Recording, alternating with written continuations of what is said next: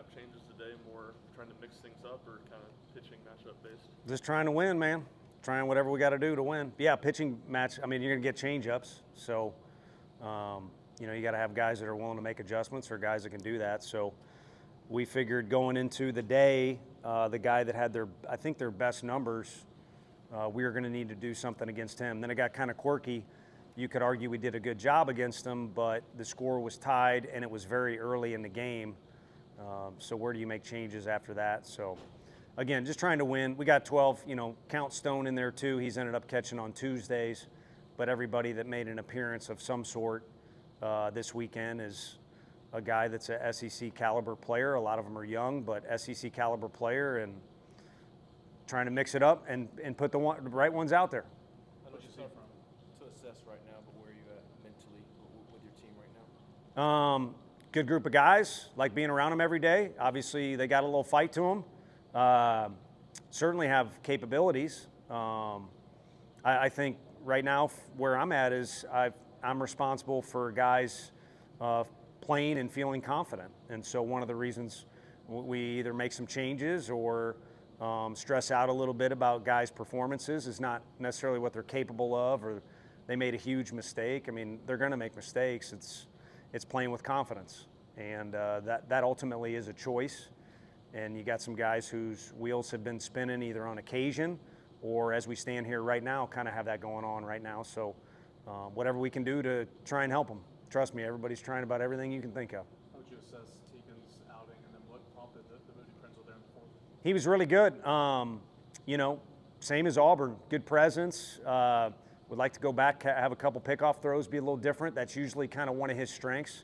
How he balances out the run game a little bit is his athleticism. He's definitely good at fielding his position. But he did a nice job. We were ready for the next time somebody got on base to go to Krenzel. He's probably one of our best guys at handling that stuff. Plus, if there's a guy on base, he's a ground ball pitcher, get a double play. So Barzy had hit a home run off Tegan. We don't have a lot of room for error. I told the team out there, if that's a question, what we talked about, part of it is probably me trying to, you don't want your players to try too hard, but when the margin for error is kind of thin and things are frustrating and you want to help these guys because they certainly are, like I said, trying like hell, just trying to make the right moves and be one step ahead of everything. So no one was on base, but we went to Krenzel, and to be honest with you, other than one guy's outing was too short today, we kind of went in the order we thought and kind of got to the spot. One out was big, and we wanted to get to the eighth inning with a chance to win with Nate, and we did that. Just they made more plays than we did.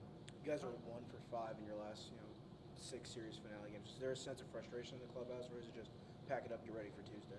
No, I think they'll be ready for Tuesday.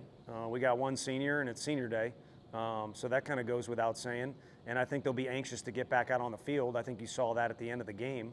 But yeah, it's quite obvious. I mean, the ideal thing is to have a Sunday starter that can carry you, into the 5th, 6th inning like they've got going on over there. But that didn't happen for their guy today. It was a battle of both bullpens, and again, it was a back and forth battle. But they were better than we were today.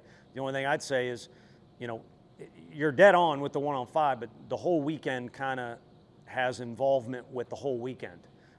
So we need to be better, not just, at the conclusion of the weekend, but things leading up to it too. Tony, some of those 0-2 and 1-2 pitches that got hit out of the yard late, where's the line between being competitive and maybe not making pitches? Yeah, well, it's execution, Grimmer was phenomenal, so there's no sense in saying really anything negative there, but kind of like the idea of being up 4-3 and having Levi Clark up to bat if we execute a bunt. Just first time the guy's been asked to do it. We've got very little left-on-left information with him. They got a guy that's good at getting lefties out, so the execution was poor. So I'm just saying that as a parallel to no one is saying throw the ball right down the middle to a guy that's already got a homer on the day. But yeah, there's, in particular that inning. Nate, I'd have to go back and see it. Mancini takes a timeout, resets himself, and to me, he took a pitch and then got a 1-2 pitch that was, you got a better view than me, or I don't know where the hell you sit, but It looked like it was a decent pitch. The guy put a good swing on it. You mentioned some things might need to be better, leading into the weekend. What are those things? Not leading into the weekend, but over the course of. Yeah. So we're all friends here. Saturday needs to be better. Day 2 needs to be better. Liam Doyle comes out, and the guy's a freaking warrior. And our guys take on that personality. Unfortunately, it's the SEC, so the other team usually has a warrior like J.D. Thompson or a guy that's going to be in the big leagues, should be in the big leagues right now, down there in Baton Rouge. So it's usually kind of a back and forth. But then the next day isn't what it needs to be. And I could give you a few conspiracy theories. I think you guys brought that up. I was on the scoreboard, but I don't really know. I just know what I'm watching. And that can affect and carry and put a little more pressure into day 3. So ideally, you want to be the same type of team every day, but each day's got a new personality. You see different pitchers and things like that. And I'd be the first guy to either get with a player or our team if guys weren't hooking it up. But if anything, maybe like their coach, some of the players are just trying too hard as opposed to not trying enough, or maybe thinking a little too much as opposed to not thinking at all. Was that at the end out on the diamond? Was that just typical jawing back? Yeah, it's overrated. I mean, their guys are looking into our dugout, as they high five, but it was a feisty day all along. So are you going to blame them? And then that's Hunter Ensley's field out there. So I think he was I don't know who was the first one to say. I don't want to say that, but if you're on their side, you yell "poor loser," and if you're on our side, you yell, don't do that on our field, or you're a poor winner. So it's blown out of proportion. If anything, people that were watching for the first part, and then I don't know if the second part was televised, saw a super regional type game or a playoff type atmosphere on the field, and they made more plays than we did. Why do you think you guys aren't able to capitalize on your hits more? Probably the pressing, the trying hard thing. I mean, that's a common theme in baseball in general, but overthinking or overcooking situations and trying a little too hard, because you got guys that are capable.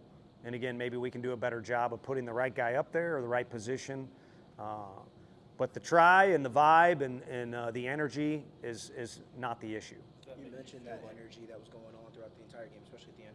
What happened there in the first inning after the Fisher bomb, and was anything said to you after? Well, same thing. I mean, he, just like the end of the game thing, he yelled at the pitcher. I mean, what would you do? And the pitcher's allowed to do what he does, so why wouldn't he do that? That's kind of he's pretty good athlete. By the way, any Beakers that are watching or give a damn, that's what that looks like, what you all were talking about. But anywho, that guy is good. He's a good athlete. He's got really good stuff, but part of the deal is off the windup doing what he's doing. I would do it too if I was allowed to do it, but I think it got that far to where both sides were doing all that deal. So I don't fault Fish for doing that. I don't fault them for celebrating a victory. Talk about the effort being where it needs to be. Does that keep you optimistic that this team is close for clicking for an entire weekend? Yeah, I mean, I wouldn't. Once I'm done being optimistic, I'm not coming to work anymore. But yeah, I'd be lying if I didn't say I'm same as everybody else. And then when the outside noise is loud enough, it starts to creep in, and that can affect you or affect the team as well. But it's kind of up to us. As a wise man told us at the beginning of the weekend was, the best teams or the best things to do in tough times in particular is to get closer together. So, yeah, I mean, I don't see why I wouldn't. I'm sure someone will spin it or whatever, but I'm optimistic. And these guys, when they're at their best and when they're confident, are really, really good. Maybe given a little too much credit at times, but still they're really, really good. What were some of the things you were telling the team during that delay following a big play by Vanderbilt? During the lightning delay and all that? Delay. Not much. We tried. I mean, Dylan, gives up a home run, but that guy, who knows how many times that guy's played against us. And I didn't even know, Chris Burke, I didn't even know that guy was back for them as a senior.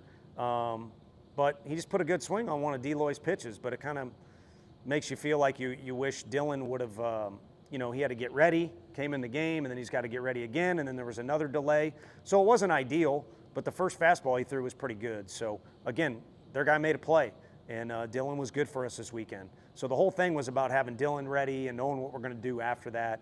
But the rest is, you can't control those guys, a bunch of maniacs. And you know, Vanderbilt's confined to just kind of their dugout, and our guys roam around back there and relax and, you know, wait their task.